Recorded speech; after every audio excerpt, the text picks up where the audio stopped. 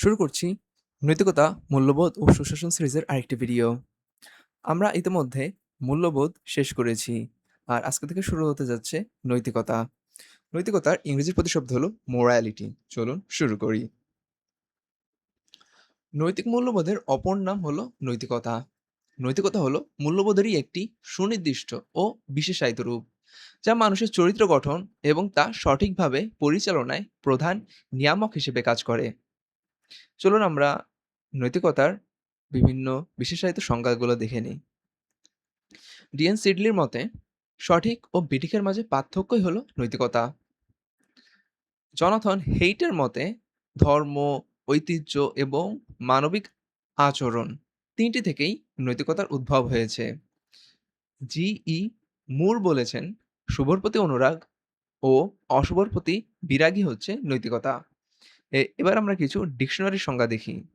Cambridge ডিকশনারির মতে নৈতিকতা বলতে বোঝায় এমন কিছু নীতিগত আদর্শ ও মানদণ্ড যার আলোকে একজন ব্যক্তির বা সমাজের ভালো-মন্দ আচরণ নির্ধারিত হয়।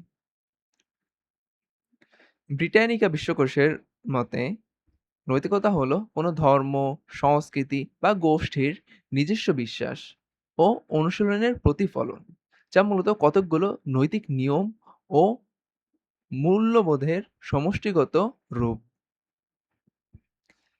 সুতরাং নৈতিকতা হলো সমাজ, ধর্ম, সংস্কৃতি বা রাষ্ট্র কর্তৃক স্বীকৃত একগুচ্ছ অলিখিত নিয়ম, নীতি বা আচরণবিধি, যা মানুষের বাহ্যিক আচরণকে নিয়ন্ত্রণ করে। নৈতিকতার মাধ্যমে ভালো-মন্দের পার্থক্য নির্ণয় করে সমাজ ও প্রতিষ্ঠানের প্রতি নৈতিক জবাবদিহিতা নিশ্চিত করা হয়। আমরা এবার নৈতিকতা ও মূল্যবোধের পার্থক্যটা বুঝে নেব। মূল্যবোধ একটি বৃহৎ বিষয় যা অনেক কিছুকে একসাথে একীভূত করে। আর নৈতিকতা হলো মূল্যবোধের একটা নির্দিষ্ট অংশ। মূল্যবোধ মানুষের বিশ্বাসের দিকটাকে গুরুত্ব দেয়, আর নৈতিকতা আচরণের বিধিবিধানের উপর গুরুত্ব দেয়।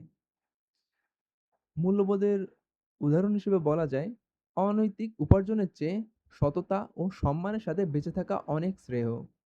এটা আমার জীবনের একটি মৌলিক বিশ্বাস। আর এটার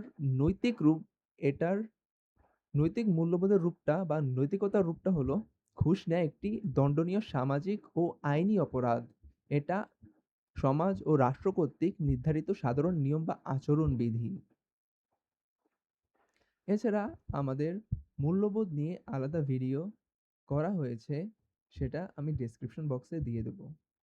আজকের ভিডিও এখানেই শেষ হচ্ছে। তার আগে আরেকটা ঘোষণা, আমাদের প্রকাশনী সুষম পাবলিকেশন থেকে শীঘ্রই নৈতিকতা, মূল্যবোধ ও সুশাসন বইটি আসছে। আমাদের ভিডিওগুলোতে বিভিন্ন টপিকের উপর সবচেয়ে গুরুত্বপূর্ণ অংশটুকুই আলোচনা করা হয়, কিন্তু বইয়ে আরও বিস্তারিত পাবেন।